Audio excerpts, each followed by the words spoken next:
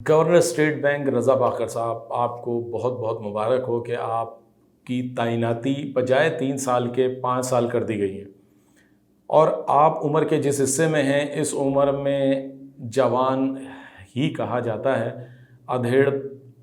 عمر نہیں کہا جاتا۔ تو ماشاءاللہ آپ اتنی بڑی پوزیشن پر اس کم عمری میں پہنچے، جو یقیناً اس ملک کے لیے بھی جو ہے وہ ایک اچھا امر ہے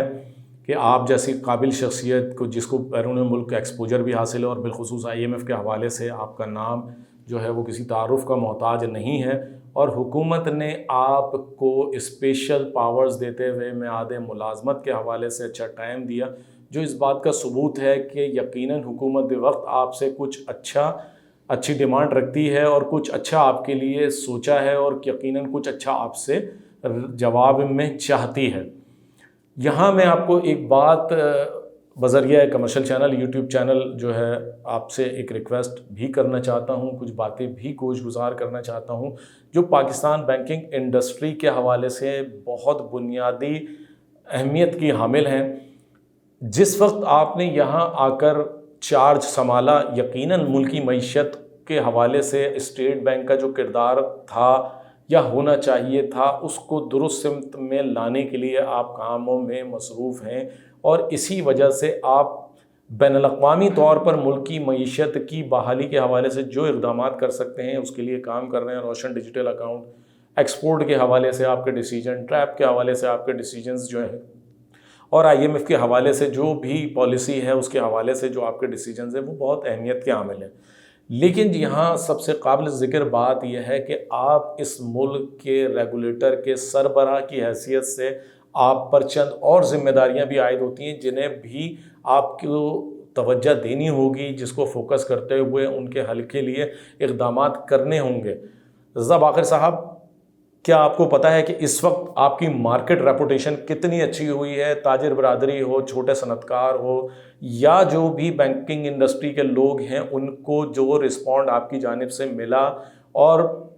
آپ کے رپلائی سے جس طرح سے ہو ان کی حوصلہ افزائی ہوئی ہے، وہ ایک قابل تحسین امر ہے۔ اور میں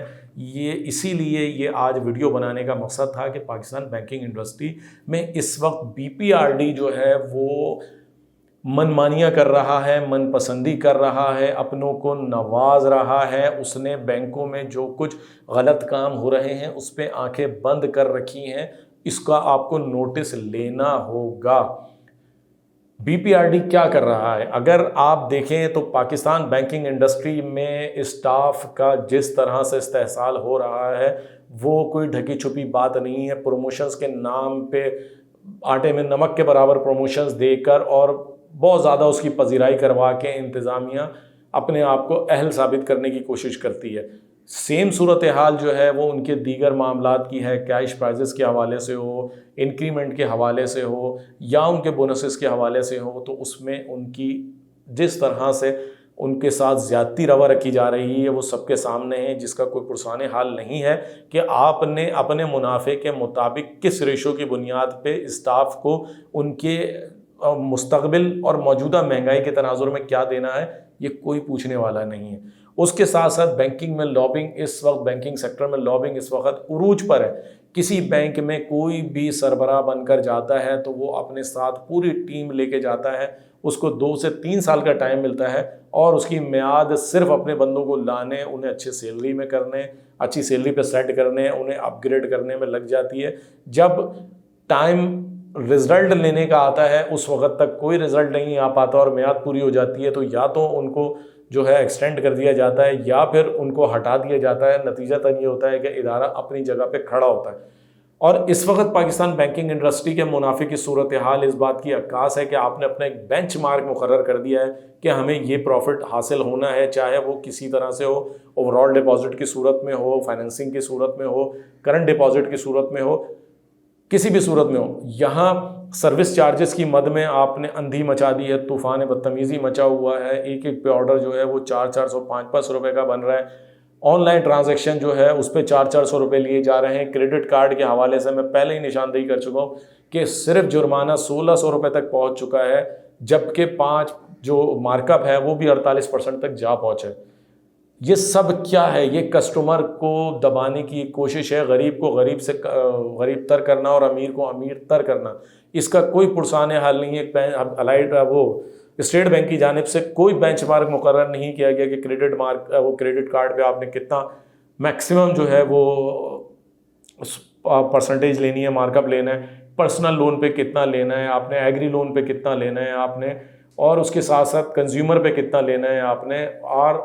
آخری کمرشل فائننس پہ کتنا لینا ہے۔ کمرشل فائننسنگ ہمارے یہاں ناپید ہو چکی ہے، اتنے زیادہ اس میں ہرڈلز کریٹ کر دیے گئے ہیں کہ اس وقت صنعت کار